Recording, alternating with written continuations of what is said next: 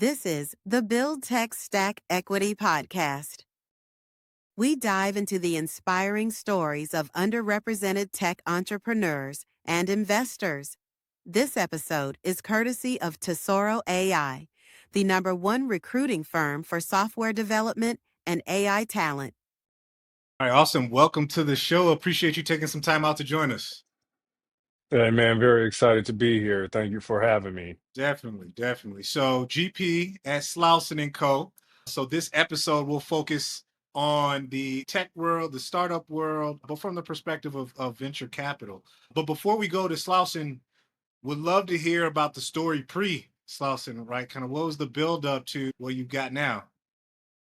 Sure. So the story of Slauson kind of actually started on Slauson. That's where I grew up. So for the most part, it's sort of a continuation of the work and the vision of what we've always been done. But I grew up in LA, in South LA to be exact.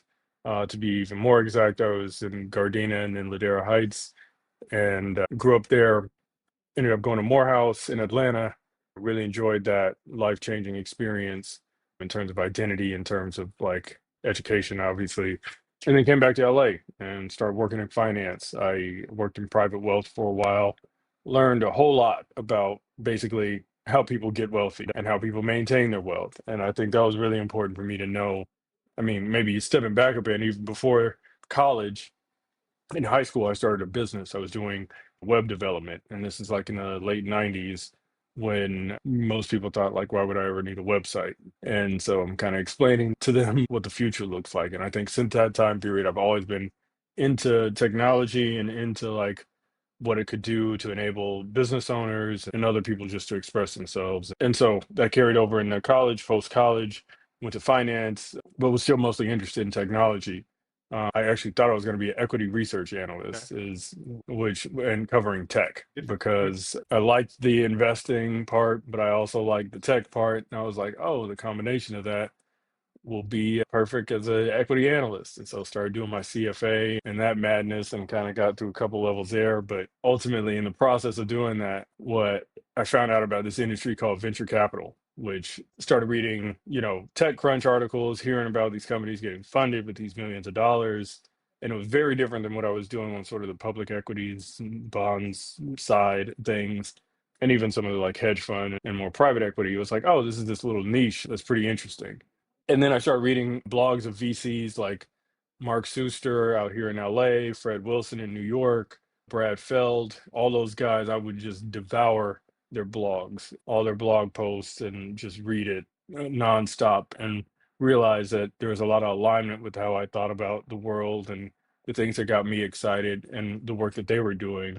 And eventually it just kind of hit me like I'm supposed to be in venture capital. And I think that was at this point probably close to almost 20 years ago, and I haven't thought anything else since then, or probably closer to 15 years ago.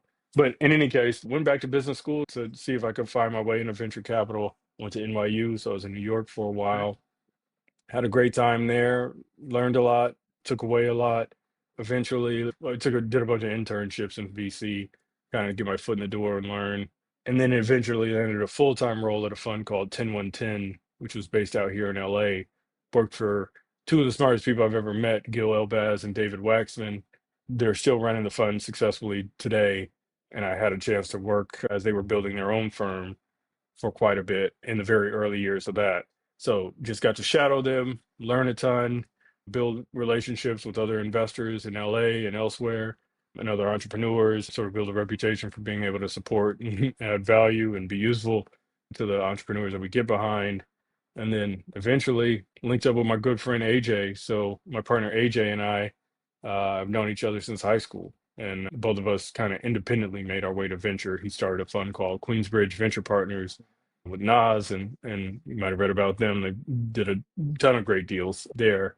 And we kind of had complementary skill sets. We always stayed in touch about venture. We would be the only people when we're hanging out at like a party or get together where we're talking about VC and tech stuff, and everybody else is like, doing other stuff. So we just had a good time vibing with each other, trying to figure out where there's opportunity.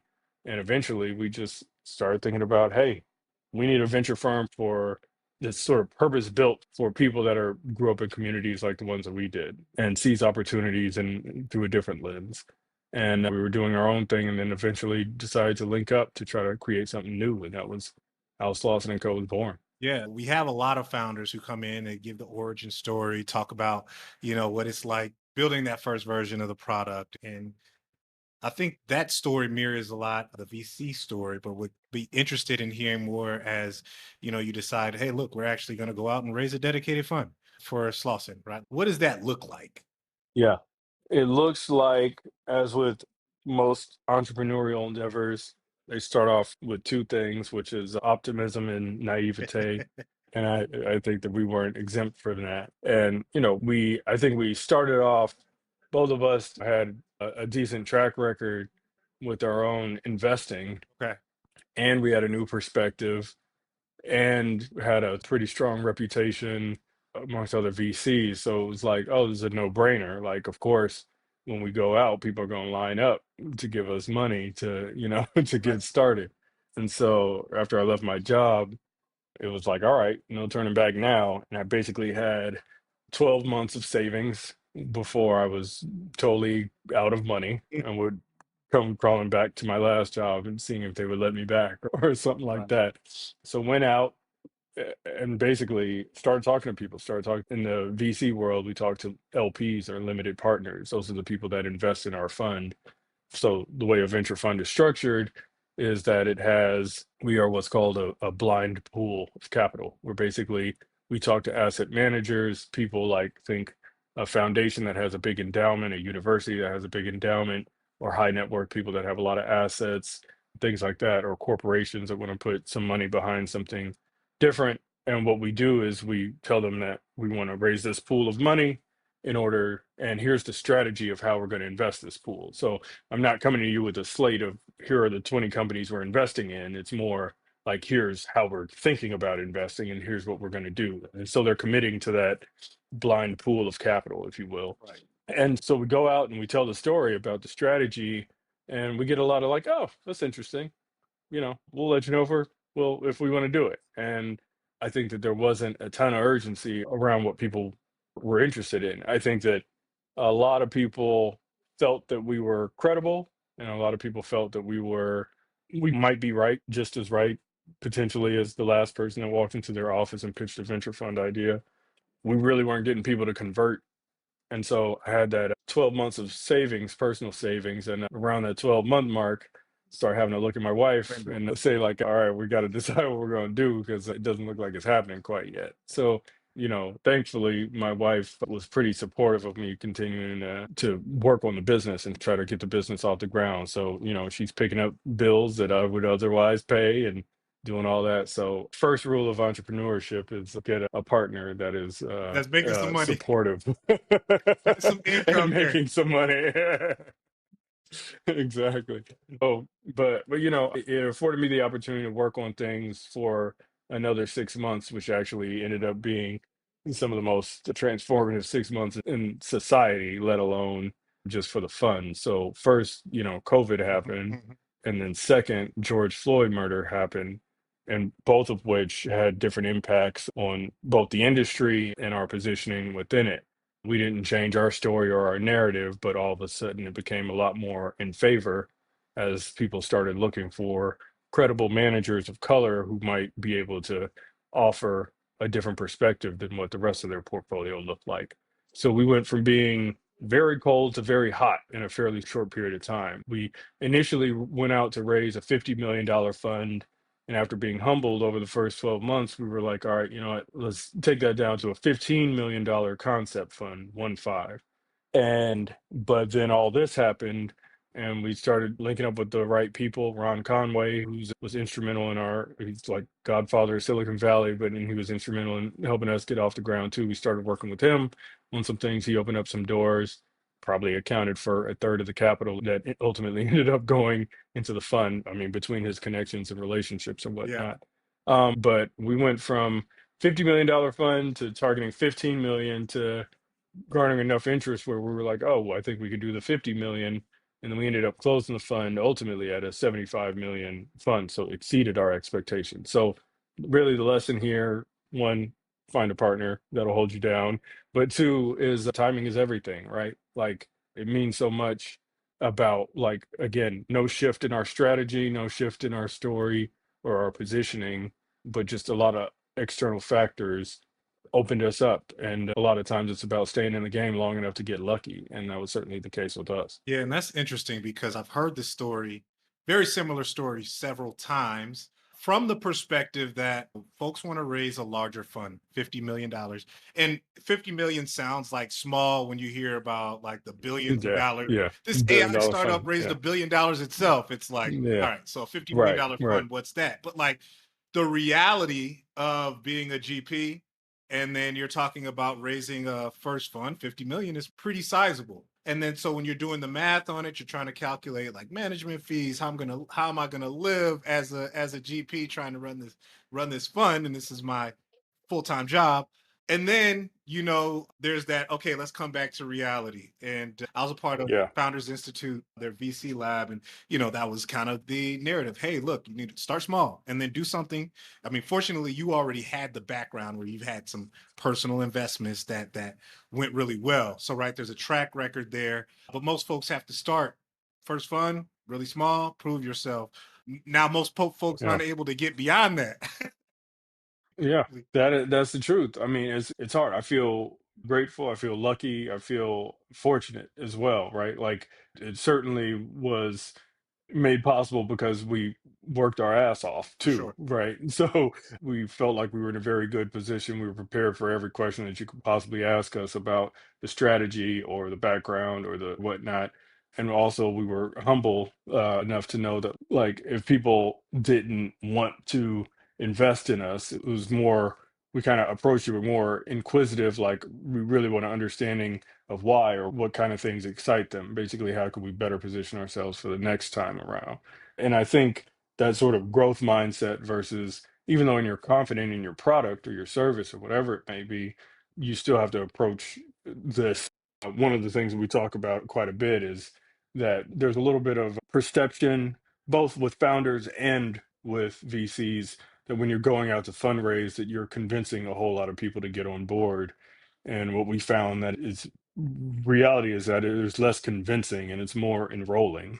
It's like you want people that are already there with you, and you just want to say like, hey, this is how we're going to do it. We would love to have you involved. Like this is going to happen with you or not. But if you believe what we believe and believe in us that we have a shot at making it, executing on the strategy, then like let's get on board. So we didn't convince anybody of anything, and we talked to probably about 300 LPs for the first fund. So it's literally 300 phone calls, not like cold outreach emails. 300 phone calls or initial phone calls and plenty of follow-up phone calls on top of that to ultimately get, I think it was 79 people that invested in our first fund, which is a lot of people, and that's from 7, $8 million checks all the way down to like $50,000 checks that we were taking for the first fund. We just really, anybody who wanted to cut us a check, we were like, hey, come on board. Thank you. We'll take it. Yeah, yeah, and even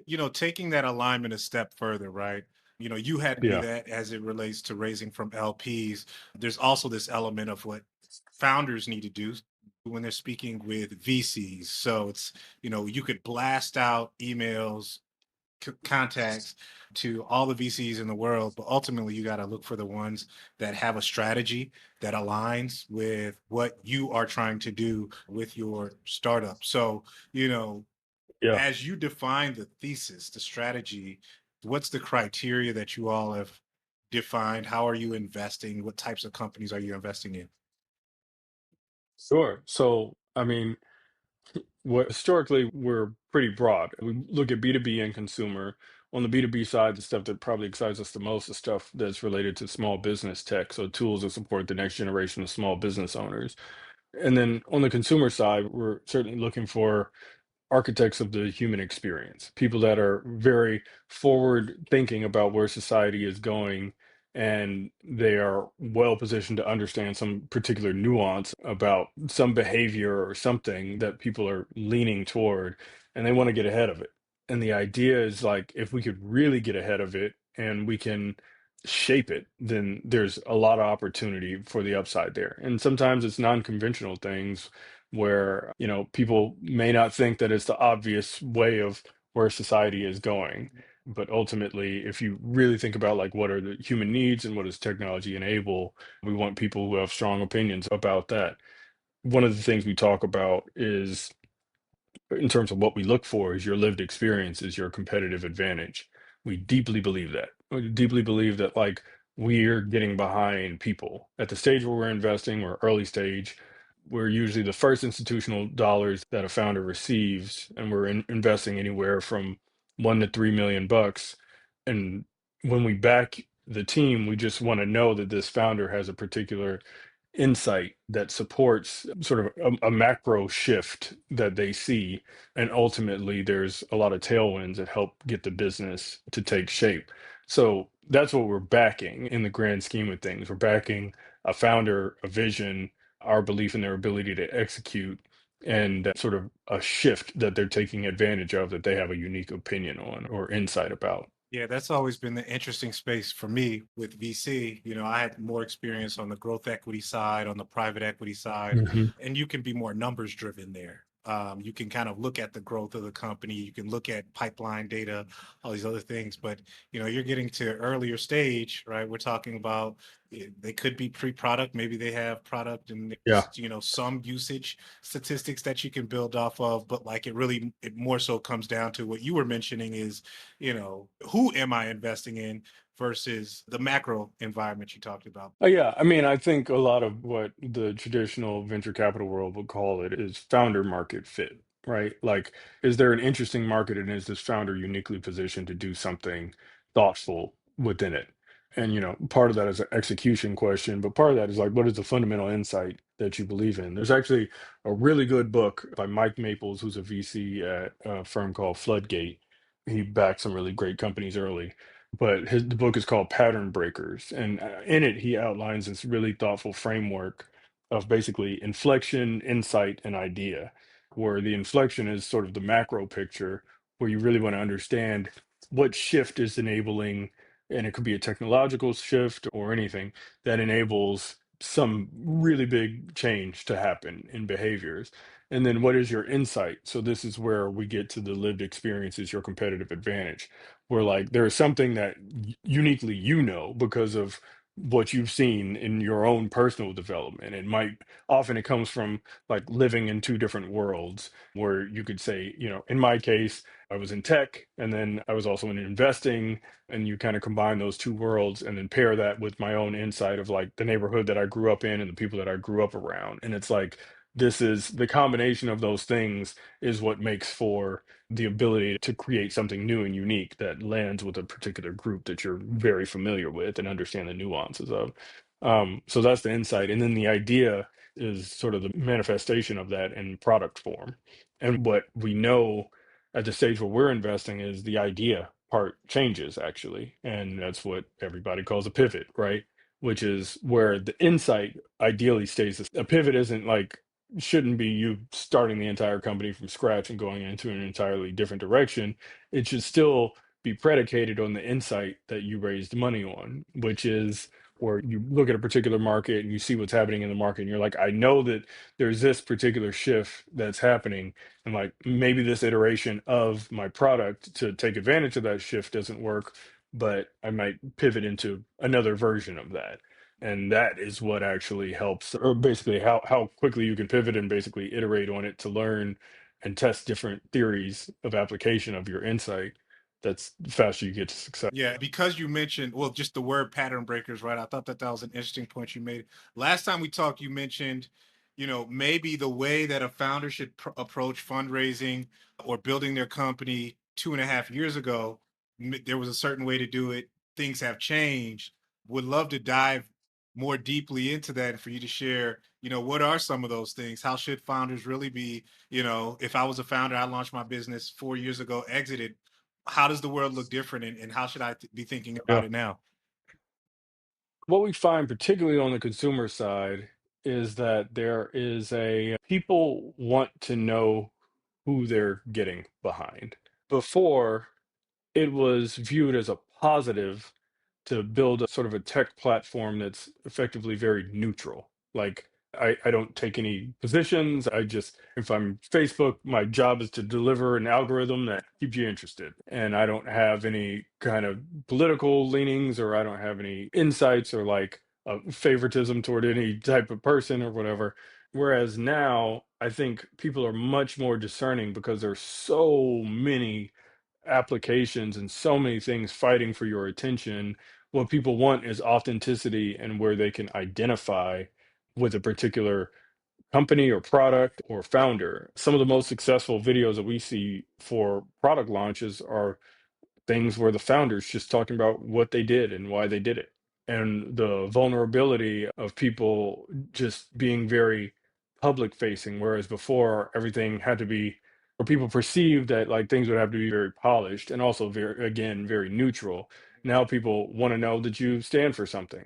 If you say, I built this app for the LGBTQ community and this is what I believe in, and this is how I believe that people, that this community should be able to interact or something like that. Like that means something. And if people identify with that or they believe in it, then they want to support it. I think what you're seeing now is an evolution where people are being much more thoughtful about the narrative that they're putting out publicly. It's about more than just the product. It's also about how they're telling their story. Product launch videos are getting better and better and more frequent, as that wasn't always the case. Founder stories are becoming more prevalent. And I think all of it is very rational as you try to cut through the noise of like, I mean, literally everybody can hop on Lovable or Replit or whatever and build nearly any product that they could come up with. And so, in a sea of like, let's call it food delivery app, how do you decide which one you want to use? And it might be the one where you saw a founder that is exciting to you and that you identify with and want to support and get behind. So, talking about what you stand for, talking about who you are, I think is much more critical than it has been historically. Yeah, it's interesting because you look at some kind of even LLMs, right? I mean, I think ChatGPT is credited for being like first to market. However, it's like, you got people can name the CEO of ChatGPT, right? People know Sam Yeah, Altman, but like you think about the other right. other models like Claude. Who's behind Claude? Who's behind DeepSeek? Yeah. If you're using Gemini, Hmm. okay, well, I think more people would know who leads ChatGPT, Sam Altman, than who leads Google, Hmm. right? So Yeah, you're right. I mean, and then people care too, right? Like if Sam Altman does something that people don't like that has nothing to do with the product, like it is, they'll look at other platforms or mhm. explore other things. And I think the separation where before it used to be, the product speaks for itself, and that's what I want to deliver on. I mean, people, you could see that with Tesla, right? And Elon, I think his political leanings, regardless of what you feel about him, like certainly impacted his business. And when he came back, it seemed on some level to recover. But I think that it would be naive to think that, like, as long as we're delivering the same product, like the product didn't change that they were pushing out. It was one guy with an expression of what he wanted to do that actually changed the trajectory to the tune of hundreds of billions of dollars in market cap. And I think that the same is true. That's not to say that like every founder could go out there and if they get their story right, then they'll build a multi-billion dollar company. But I actually think more so than ever before, if you don't get your story right, it'll be very hard for you to build a multi-billion dollar company.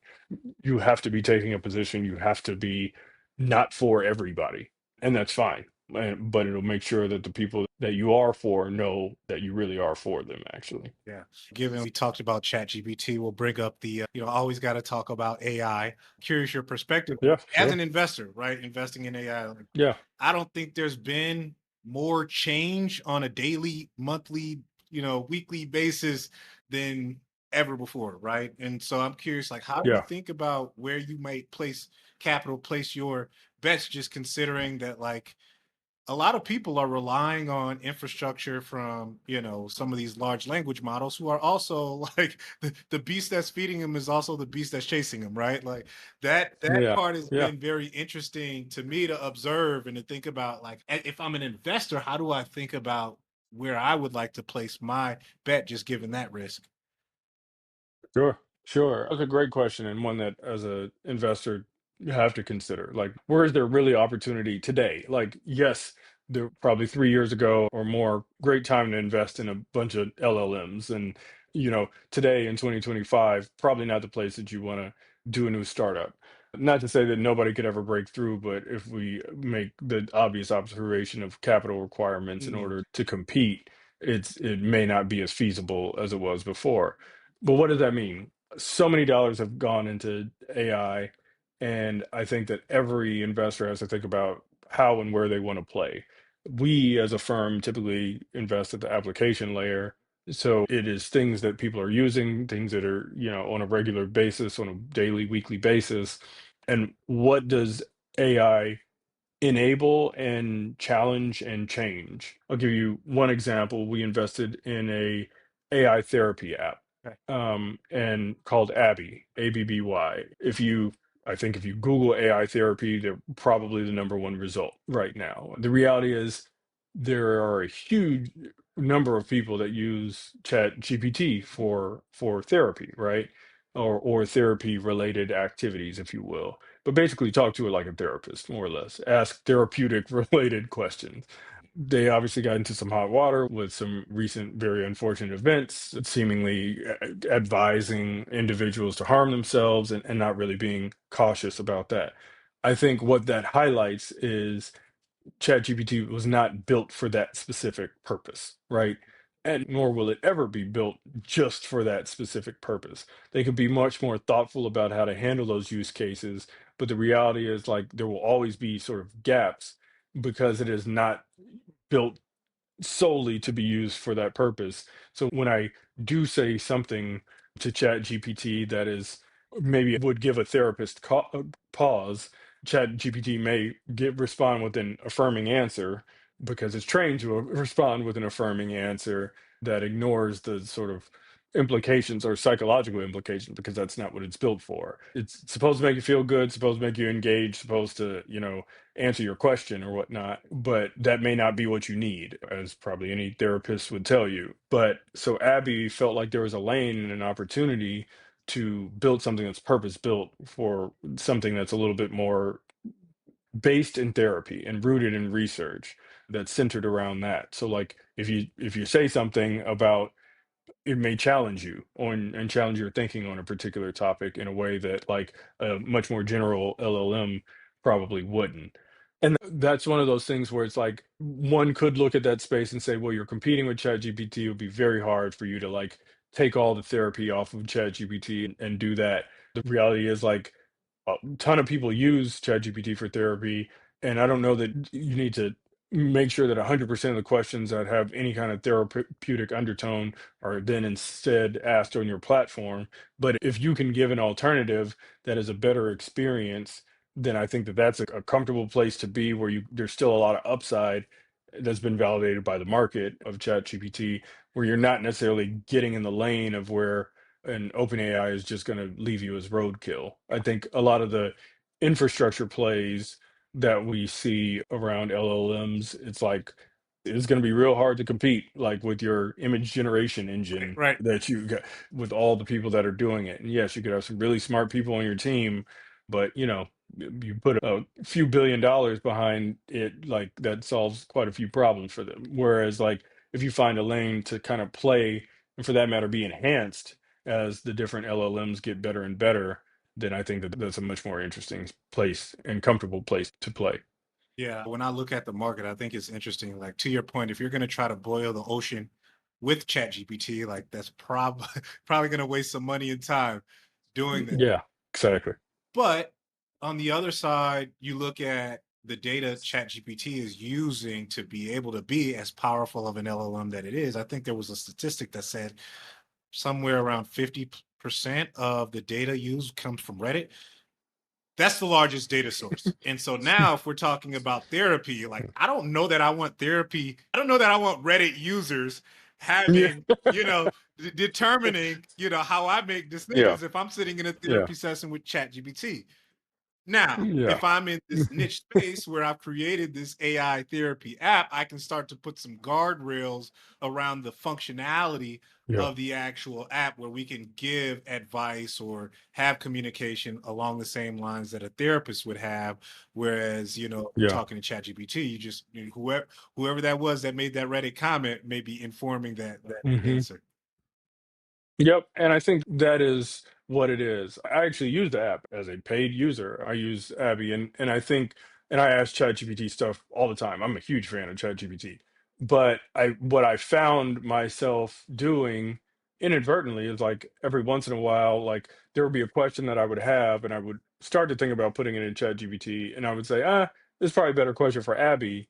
And I would open up that app and then put it in there because I'm like, I don't need you to hype me up, Chat GPT. I don't need you to, I need you to help me think through how I can work through this or deal with this relationship in a productive way, in a thoughtful way that's like, that sort of helps me grow as a person rather than just cosign on whatever craziness I throw in there. Yeah. Absolutely. I mean, it's crazy to see that world keep evolving. And, whenever I love the headlines so recently Chat GPT, they're like, hey, we're going to replace investment banking analysts. And you start to see, hey, Chat GPT can run a discounted cash flow. And in many Yeah. ways, you could look at a public company and it can run discounted cash flow, get all of the metrics you need to run it. But then it's like, yeah, but usually the analysts, the associates need to take it to another level. Like there's some other level of fine tuning that is really important that ChatGPT is not just going to spit out an Excel model that gets you to that level Yep. of detail. I agree with you. Today, I am not one that would bet against the generalized capabilities of AI over the Mhm. long run. Right. It just gets better and better and better. I do think that there's very real valid questions about how in the loop someone should be. At this point, it is probably as good as like an entry level analyst at an investment banking firm and probably developing a bunch of things. And that obviously puts pressure on the job market. I think I read a stat that said for the first time in history or first time in 100 years or something like that, the unemployment rate of college graduates is the same as high school graduates, meaning basically even if you went to college, you have the same likelihood of finding a job as if you didn't go at all. And that kind of has a lot of implications for society as a whole. And I think it's an indication of demand for junior level folks. And so, like, what are people valuing? I think to your point, people are valuing the insights on top of the data at this point. And it's not that those, I mean, some of those insights could be generated from ChatGPT with the right prompting and things like that. But I think what happens is on the white collar work in particular, it starts working its way up higher and higher and threatens more and more roles. And certainly as a society, we have to think about the implications and what we're willing to accept, and also what incentives are we creating. If we're creating, I mean, the logical extreme of this is that basically the owner of assets is the only operator of any given business, right? Because I don't need any human to do any other activity outside of put my assets to work. And I don't know that that's society that we want to be in. There's a book called Homo Deus from the guy that wrote Sapiens, Okay. where he actually talks about the working or basically socioeconomic classes and what the extreme version of that due to technology will actually create. It's a little dystopian, but it's an interesting read if anybody wants to see how this may play out. Yeah. How it plays out is going to be interesting. I can say what I've seen so far is there's a lot of conversations that there's going to be the first $1 billion company. But then as I look at all of the different things that you would have to do as a one person shop, right? Like you've got sales. Sales requires context. It requires understanding your ICP, the personas. You've got marketing. Can you write copy? You've got finance. All right. Do you understand enough about accounting to read the books? You've got, you've got engineering. And so like, yes, there are tools but like, Mhm. can an individual switch context that much to be able to create something that I actually want to buy? And I think that Yeah. it does enable individuals to be more productive, but you only acquire context, which I don't know that like some of these tools can get to the level of contextual understanding within the ability to deliver a product that you can just be like, it's just, we're going to have a bunch of one person billion-dollar companies. I agree with you. Here's the challenge, though, is I think probably any one of those individual tasks or functions that you said probably today are already being enhanced by Yes. AI, of course. Meaning whoever's in that role is using AI to analyze something a little bit faster, or write something, or draft something a little bit faster, respond to this legal email a little bit faster, all those things. It's already happening. And so, but thinking about like replacing those as a whole and saying, like, all right, if I'm the one person billion-dollar company, that means that I am making the legal decisions, I am making the finance decisions, I am making the product decisions. And like, do I have enough context to actually be good enough at those that I'm not putting my entire business at risk? I think that's sort of what you're getting at. And most people don't, right? We don't, as people, have a generalized enough knowledge set or skill set to even double check the work, right? To say, like, this is what we actually want to do. I do think that there's a world where you get kind of close to that in many cases, where we're certainly scaled down because efficiency goes up. But any individual, it's less. If you think about a function, can chat gpt do anything that my CFO could do? Absolutely. However, or that a CFO could do. But can they do everything that my CFO could do? Maybe not. And what I mean by that is going back to the idea that like your lived experience is your competitive advantage.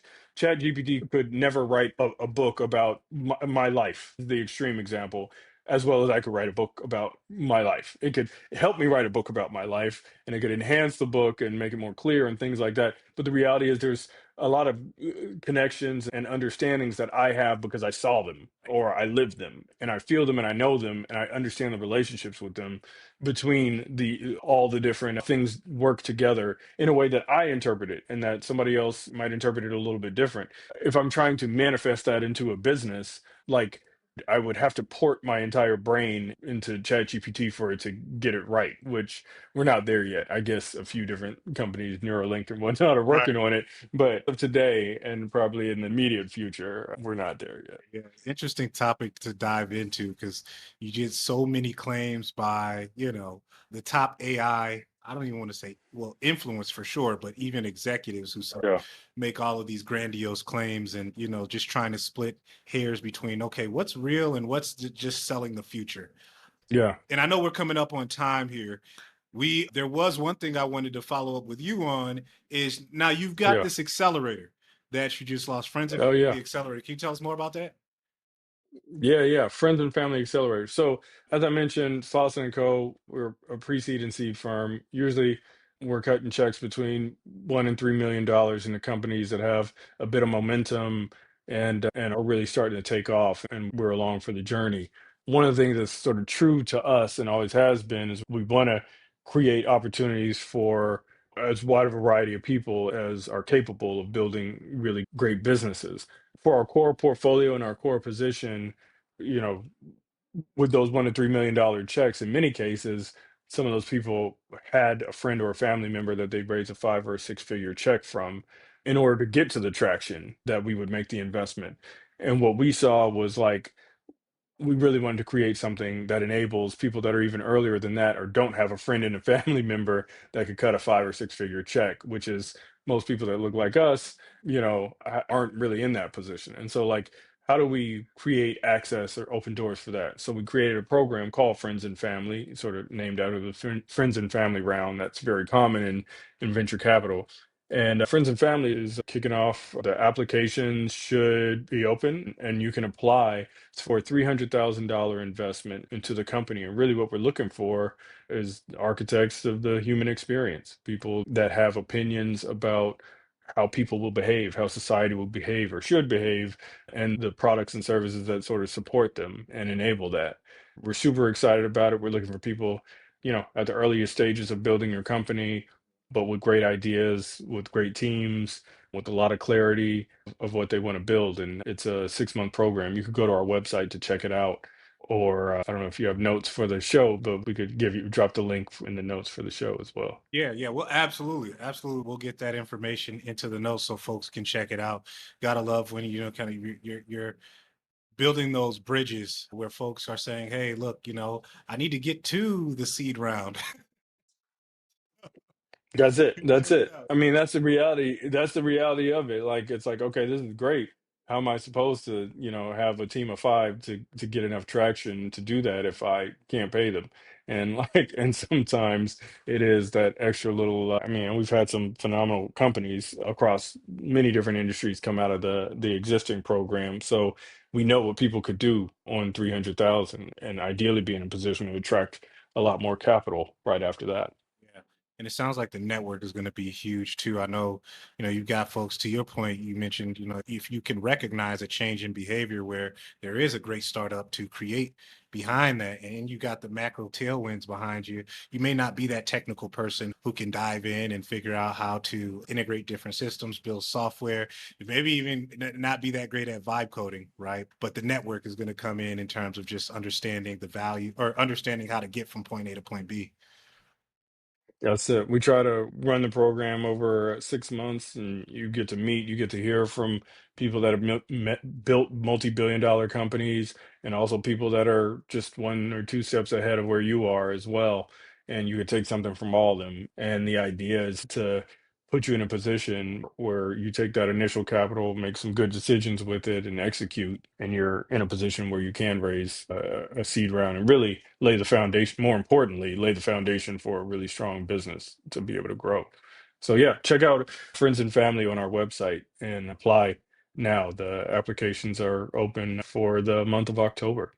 So look forward to seeing application. Yeah, we'll make sure we get that tagged. I have a special request to the podcast manager to make sure we get that tag so folks can find you. But definitely appreciate your time. Austin shared a lot of information. I think there are a lot of good takeaways that we'll be able to the people will be able to tune into. Hey man, keep doing what you're doing, man. It's good that you get to highlight different perspectives, and shout out to you for continuing to make it happen, man. Much appreciated.